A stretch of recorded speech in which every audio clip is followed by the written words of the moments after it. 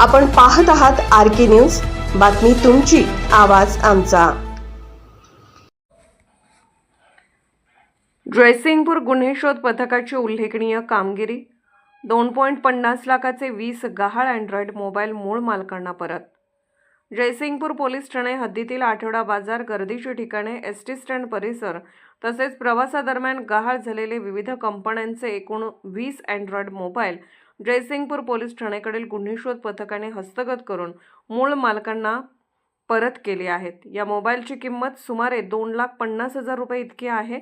सन 2024-25 या कालावधीत जयसिंगपूर पोलीस ठाण्यात गहाळ मोबाईलबाबत अनेक तक्रारी दाखल झाल्या होत्या। या प्रकरणाची गंभीर दखल घेत माननीय पोलीस अधीक्षक कोल्हापूर श्री योगेश कुमार गुप्ता यांनी गहाळ मोबाईल शोधण्याबाबत आदेश दिले होते। त्यानुसार जयसिंगपूर पोलीस ठाण्याकडील गुन्हे शोध पथकाने सायबर पोलीस ठाणे कोल्हापूर यांच्या सहकार्याने सेंट्रल इक्विपमेंट आयडेंटिटी रजिस्टर प्रणालीद्वारे गहाळ मोबाईलचे IMEI नंबर ट्रेसिंग सुरू केले। सातत्यपूर्ण पाठपुराव्यामुळे जयसिंगपूर शहरासह कोल्हापूर, सांगली, सोलापूर, महाराष्ट्र तसेच कर्नाटक राज्यातील काही व्यक्ती हे गहाळ मोबाईल वापरत असल्याचे निष्पन्न झाले।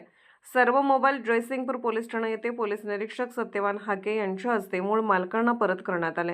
ही यशस्वी कारवाई पोलीस अधीक्षक श्री योगेश कुमार गुप्ता, अपर पोलीस अधीक्षक श्री अण्णासाहेब जाधव, माननीय उपविभागीय पोलीस अधिकारी श्री अमोल ठाकूर यांच्या मार्गदर्शनाखाली करण्यात आली। या कारवाईत पोलीस निरीक्षक सत्यवान हाके तसेच पोलीस अंमलदार ताहिर मुल्ला, रहिमान शेख, बाळासाहेब गुत्ते, कोळी, अमर अडसुळे आणि सायबर पोलीस ठाणे कोल्हापूर यांचे विशेष योगदान आहे। RK न्यूज चॅनलला लाईक करा, शेअर करा आणि सबस्क्राईब करा।